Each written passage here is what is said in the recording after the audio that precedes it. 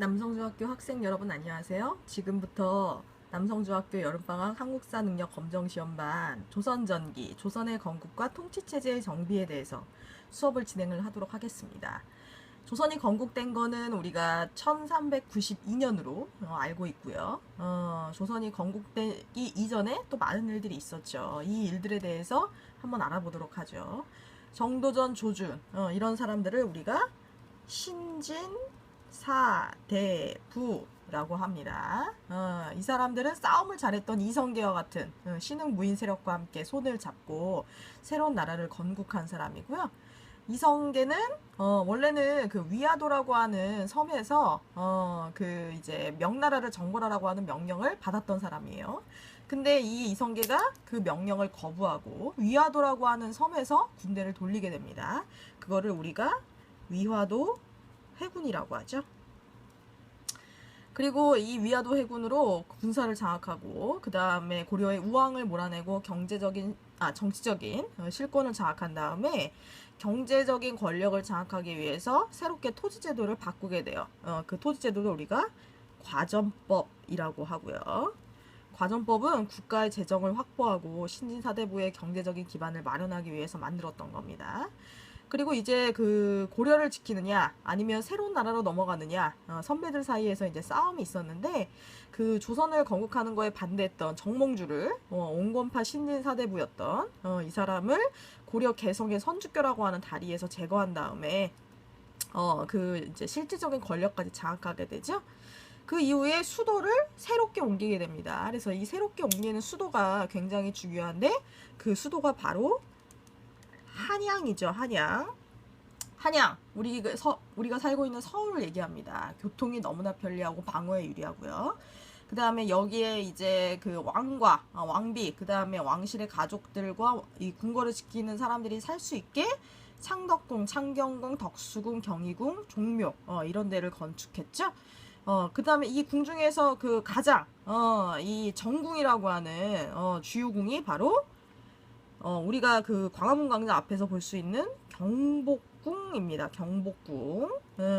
나라 이름은 조선이라고 했대요. 이 이름에서도 우리가 쉽게 연상을 할 수가 있죠. 우리가 알고 있는 우리의 첫 나라 고조선을 계승한다는 의미입니다. 사실. 그러니까 이게 원래 고조선은 이름이 고조선이 아니에요. 조선이었고 그 조선을 두 번째로 이어서 또 조선이라고 하는 이름을 지었는데 그냥 우리가 역사적으로 편하게 부르기 위해서 옛날 조선의 옛 고자를 써서 고자라고 하는 이름을 부르고 있는 겁니다. 이거를 모두 설계한 사람이 정도전이라고 하는 학자였죠. 태조 이성계를 도와서 많은 정책을 내세운 사람이고요. 궁궐에 이름을 짓고 또 이렇게 나라 이름을 지은 사람으로 한번 출제가 또 되었습니다. 이 여러 가지 그 기준이 있었지만 특히 유교를 중심으로 제도와 문물을 정비하고 한양을 설계한 그런 사람이죠. 이 조선시대를 지배했던 지배 이념은 성리학이에요. 성리학. 어쩔 수 없어요. 고려시대 학문이었던 이 성리학을 중심으로 모든 것이 운영되기 시작하고요. 뭐 궁궐의 이름, 그 다음에 뭐 법전, 여러 가지 뭐 절차 이런 것들이 마련되게 됩니다. 유교적인 이상국가를 건설하고 양반 중심의 사회를 건설하려고 하는 의지를 가지고 있었죠. 이 조선의 건국에 대립했던 두 명의 사람이 이방원, 그리고 이 정몽주라고 하는 사람인데, 이방원은 태조 이성계의 아들이었죠. 이성계를 닮아서 굉장히 야망이 크고, 이제 그 권력이 있었고 아버지를 적극적으로 도왔던 사람인데, 이 사람이 가가지고 이제 그 정몽주에게 야 이런들 어때 저런들 어때 저기 뭐 산에 있는 치기 얽혀진 들 어때 우리도 이렇게 그냥 술렁술렁 고려를 버리고 조선으로 넘어가자 이랬더니 정몽주가 싫어 나는 일편단심 지키겠다라고 해서 이방원이 정몽주를 잔인하게 뒤에서 철퇴를 내려서 죽였다는 그 이야기가 남아있고 그 피가 선주교라고 하는 다리에 흔적이 남아있다라고 돼 있어요. 이게 아직 북한에 가보지 못해서 확인은 못했지만 우리가 그런 이야기들을 알고 있습니다. 이 이성계가 군대를 돌렸던 지역이 위화도라고 하는 지역인데요. 이 위화도라고 하는 지역이 또 기출문제예요. 그래서 여러분들이 기출문제는 확실하게 잘 챙기고 알아둘 필요가 있습니다. 그래서 위화도가 이런 지역이구나. 여기거든요, 여기. 위화도가 여기인데, 여기가 어디랑 겹치냐? 옛날 서희가 되찾았던 강동 육주랑 겹쳐요. 강동 육주. 여기 압록강이 이제 흐르고 있거든요. 우리나라 그 왼쪽에 있습니다. 그래서 여기가 서희의 강동 육주랑 같은 지역이구나. 요게 또 기출문제였고요. 오른쪽에 보시면은 이 교과서에 잘 나오는 한양 도성도 요 그림을 보고 이게 조선시대의 그림이구나 정도로만 알아두시면 될 것 같아요. 넘어가서 45쪽 넘어가시면 이제 그 한양을 세웠던 많은 궁궐들의 또 이름이 나오고 있습니다. 경복궁의 근정전 나오고 있는데 나라 일을 이제 부지런하게 하라 라고 하는 의미에서 부지런할 근자 정치자를 써서 근정전이라고 했어요. 그래서 그런지 이 조선시대 왕들은 제대로만 했으면은 새벽 5시에 일어나서 밤 거의 뭐 1시? 이렇게 자는 그 빡빡한 스케줄을 소화하면서 이제 정치를 했던 그런 또 왕들도 있었죠. 아주 뭐 죽어납니다. 왕이라고 편한 자리가 아니에요. 오른쪽에는 이제 서울의 주대문이죠. 남대문, 숭례문이라고 하는 그런 문이 있고요. 그리고 이제 종묘라고 하는 곳은 이제 왕과 왕비가 죽으면 그 사람들에게 제사를 지내기 위해서 그 사람의 이름이 적힌 나무패를 보관하게 됩니다. 그래서 여기에서 이제 종묘 제례악이라고 하는 이제 음악을 연주하게 되고, 그 옆에 이제 사직이라고 하는 게 있어요. 사는 흙의 신, 직은 곡의 신을 얘기합니다. 그러니까 흙과 곡식이라고 하는 거, 이거는 뭐하고 연결되냐? 농사죠, 농사. 농사를 중요하게 생각했기 때문에 이 농사의 신에게 또 제사를 지내는 이런 게 있어요. 그래서 왼쪽에 종묘, 오른쪽에 사직, 합치면 뭐다? 이것이 바로 종묘사직. 그래서 맨날 그 조선시대 드라마 보시면은 뭐 종묘사직을 지키니 많이 뭐 버리니 뭐 종묘사직이 어려워지고 있다더니 이걸 얘기하죠. 그래서 이 종묘하고 사직이 그만큼 중요한 공간이었다라는 거를 확인할 수 있어요. 요거는 결국에는 그 조선시대 정치를 그대로 가르치는 겁니다. 가리키는 겁니다. 그래서 이제 이 각각의 왕들이 나라의 기틀을 잡기 위해서 이제 여러 가지 활동을 하는데, 우리가 알아야 할 4명의 왕이 태종, 세종, 세조, 성종. 그 사이에 뭐 이제 정종도 있고 단종도 있지만 문종도 있고, 이제 그 생애가 짧았고 업적이 이렇게 중요하진 않기 때문에 우리가 뭐 그렇게 중요하게 그 업적들을 기억하진 않고요. 태종이 아까 그 이제 정몽주를 죽이기도 하고, 이성계의 셋째 아들이었던 조선시대 이제 3대 왕입니다. 국왕 중심의 통치 체제를 정립하게 되죠. 공신과 왕자의 개인 병사, 사병을 없애고 군사권을 장악했대요. 이거는 왜 이러냐? 이 태종은 왕위에 올라갈 때 자기의 형제들을 2번이나 죽이고 왕권을 잡았던 사람입니다. 그걸 왕자의 난이라고 해요. 왕자의 난.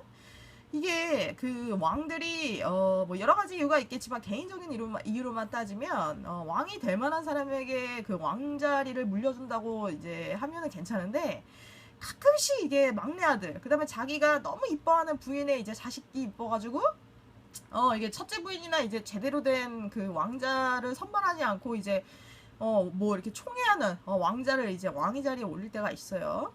그래서 태종이 내가 이 꼴을 두고 올 수 없다. 뭐 여러 가지 뭐 이유가 있겠지만 이러면서 그 형제들을 이제 죽이면서 피비린내 나는 전투를 통해서 왕이 올라가게 됩니다. 이게 아무리 자기의 친형제가 아니더라도 이복 동생들을 이렇게 죽여가면서까지 왕위에 올라간 거는 이거 굉장히 끔찍한 거죠. 그래서 군사권을 장악하면서 이제 왕위에 올렸던 사람이고요. 나라의 일을 의정부라고 하는 기관이 있었는데 이거 다음 페이지에 나옵니다. 신하들이 모여가지고 이제 의논해서 나라의 일을 결정을 해야 되는데 이게 그 자기가 형제들을 이제 죽이고 이제 왕위에 올라가니까 유교 국가에서는 조선인 이건 용납할 수 없는 일이에요. 그래서 신하들이 뭐 맨날 뭐 잔소리하고 반대하니까 야 됐어 이러면서 육조로부터 직접 보고받아서, 그러니까 그 집행하는 부서로부터 직접 받아서 나라 일을 결정했죠. 그리고 가장 중요한 업적 중에 하나가 조선시대 주민등록증, 인구를 조사하고 세금을 매기고 그다음에 군대에 갈 사람을 이제 가려내는 요 이제 그 작은 나무 조각을 이제 만들어내게 됩니다. 그게 바로 호패예요. 호패법. 요게 또 의외로 또 그림하고 또 시험에 잘 나옵니다. 그리고 또 이게 유교 정치를 실시하기 위해서 그의 아들이었던 이제 세종이 왕이 올라가게 되는데, 이게 그 원래 태종도 이제 첫째 아들을 이제 왕에 올리려고 했는데 뭐 여러 가지 뭐 이야기가 있어요. 근데 첫째 아들이 볼 때 첫째 아들이 양녕대군인데 양녕대군이 이게 자기의 동생이 충녕대군이 더 똑똑하고 정신도 잘할 것 같고 자기는 왠지 이거 왕 하기 싫고 골치 아플 것 같고 이러니까 이제 술 마시고 여자 만나고 아빠 말 안 듣기 시작하니까 이제 아빠가 보다 못해서 뭐 왕의 자리를 셋째 아들이었던 충녕대군 세종에게 물려줬다는 그런 또 비하인드 스토리가 있어요. 뭐 이런 거는 너무 드라마 같은 데서 이렇게 잘 알려졌던 그런 이야기고 학문을 연구하고 훈민정음 창제에 기여했던 요 기관이 집현전이죠. 집현전. 그래서 뭐 이게 집현전에서 그 밤새 공부하는 학자에게 뭐 따뜻한 모피를 덮어줬다, 옷을 덮어줬다, 이런 이야기가 남아 있습니다. 엄청 뭐 공부하는데 힘들고 세종 자체가 워낙 일을 부지런하게 하는 사람이고 뭐 언어면 언어, 국방이면 국방, 뭐 문화면 문화, 다양한 분야에서 일을 했기 때문에 이 집현전 학자들이 이게 뭐 쉴 틈이 없었다. 그다음에 신하들이 제발 관직에서 물러나고 싶다고 해도 그냥 세종이 안 된다고 계속 잡아서 퇴직할 수도 없었던 학자들이 많았다는 이야기도 있습니다.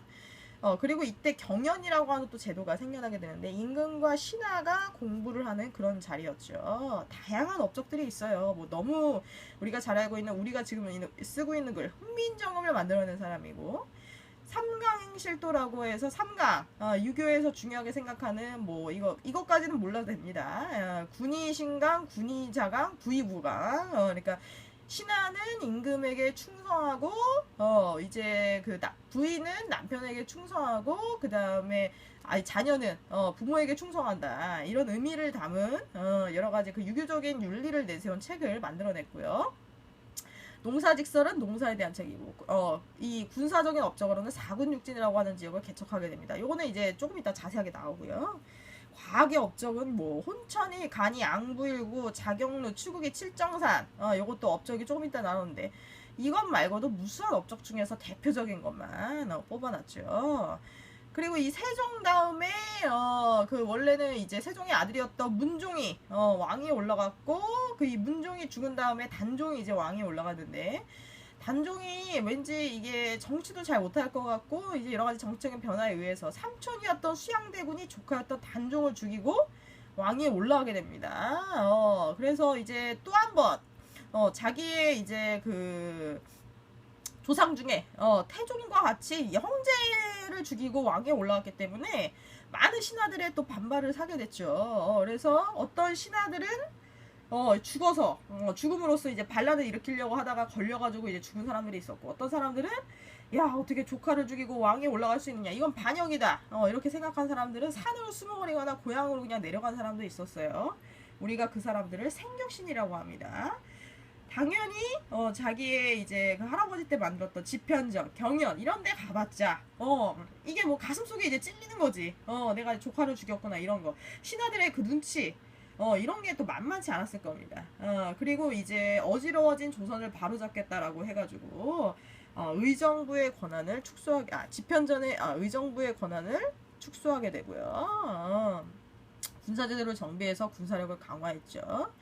또 하나의 업적이 직접법이라고 하는 법을 실시한 건데 요거는 관직에 있는 관리만 세금을 받을 수 있게 한 겁니다. 옛날에는 관직에 있는 관리만 세금을 받아서 월급을 받는 게 아니라 퇴직한 관리도 이제 그 월급을 받았어요. 이렇게 되니까 이제는 이제 옛날에는 세금을 이제 땅으로 줬는데 땅에 대한 이제 어떤 권리 수조권 이런 걸 줬는데 이거를 받을 수 있는 기회가 없어지게 됩니다. 그래서 이제 지금 근무하고 있는 관리만 이제 세금을 받아라 라고 해가지고 국가의 재정이 확보되게 되죠.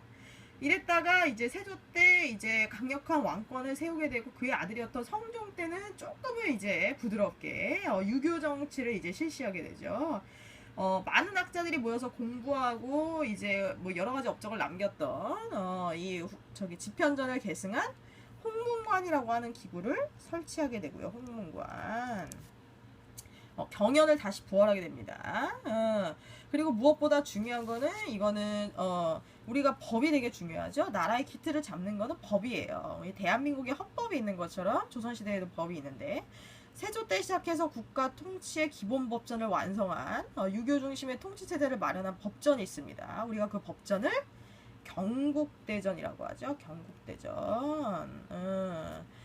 여러 그 이전에 만들었던 법률들, 그 다음에 유교적인 원칙, 뭐 중국의 법, 이런 것들을 이제 참고했는데 중요한 건 세조 때 시작했다는 거예요. 이게 세조 때 시작을 성종 때 한 게 아니라 세조 때 시작하고 완성을 성종했다는 거. 요게 또 헷갈리게 또 문제 잘 나옵니다. 요거 완성을 성종했다는 거. 국가의 통치에 법전을 완성하고 유교 중심의 체제를 마련하게 됐죠. 이런 것들 우리가 잘 알아둘 필요가 있어요. 그래서 여기는 업적, 국가의 기틀을 마련했던 업적. 이거 뭐 조선시대, 삼국시대와 마찬가지입니다. 이 업적을 잘 마련해서 국가의 기틀을 마련했다라는 사실을 잊지 않았으면 좋겠어요. 예.